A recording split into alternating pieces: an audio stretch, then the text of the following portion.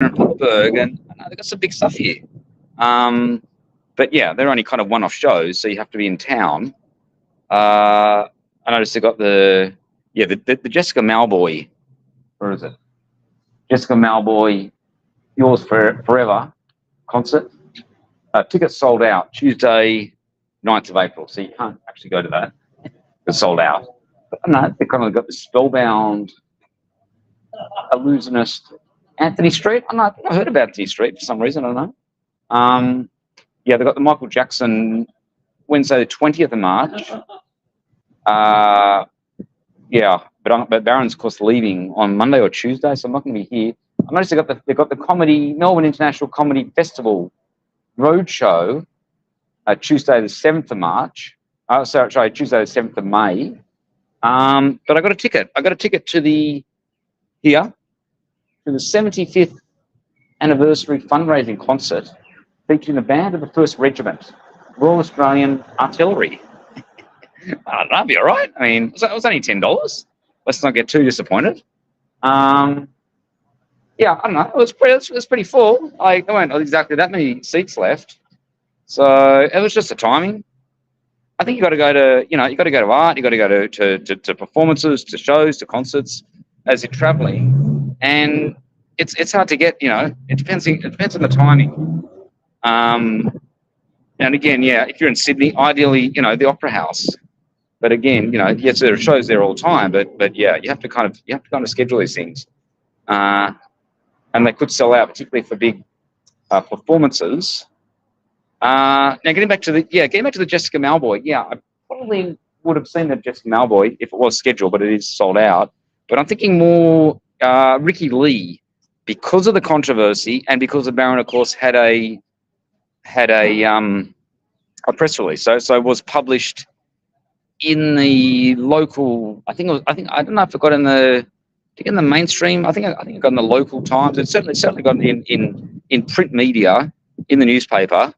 And that was when Ricky Lee got voted off, and that was the year that Anthony Clear and Casey Donovan. Yeah, Casey Donovan won it that year, and Anthony Clear runners up. But Ricky Lee voted off because of the voting system, which what I talked about, is because you vote, and of course Australian Idol at the moment. Byron has not been watching it. Kiara, big fan of Kiara Rodriguez. Country, I don't know. I don't think she ever made it. I don't think the audience even voted her through. But big artist, we're seeing, preferably Tamworth. She's typically at the Tamworth music festival every year in January. I think it coincides with around the tennis time. We're seeing, getting back to the Ricky Lee. Yes, she was voted off because of the voting system. Because you vote every week, and it doesn't take into account how you voted in the past week. So all those votes that you've made in the past week are just completely irrelevant. You just vote, and so why would you keep spending money each week to vote? It costs money to vote. Yes, you want your favourite to get through, but you have to keep voting, and it costs money to keep voting. So it should take into account past performances as well. So you have some sort of cumulative system, or if you want to be more predictive, which is what Baron typically uses for his tennis predictions, use exponential smoothing. So it weights it towards more current votes. So use a smoother where you put more weighting. You might put, say, 80% on the current week, and then the previous week might get only, say, 15%, and the week before that only, say, 5%. So it smooths it. It uses exponential smoothing in terms of weighting. So it takes into account all the votes, but it weights it towards more current form, which is kind of what you want. So what weighting do you use, or what smoother? That can be difficult, but certainly a cumulative system would then be more accurate. And based on that, either using a cumulative or an exponential smoothing, probably Ricky Lee would have got through when she did get voted off. Given her previous performance, the week she got voted off was very impressive.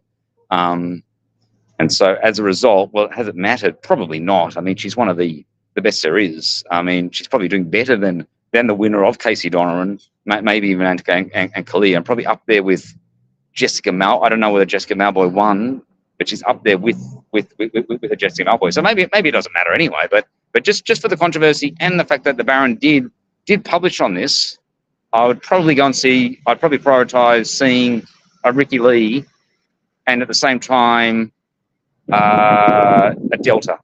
Oh, no, Delta was not on Australian High North. Actually, yeah, I'd probably see Delta or Christmas with Delta in, when is that in?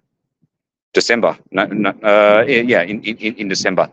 It's just that the Baron was away last year, which is why I was kind of travelling. So I may schedule that this year to see Christmas with Delta, and yeah, hopefully Ricky Lee at some point in time, and maybe Jessica Malboy.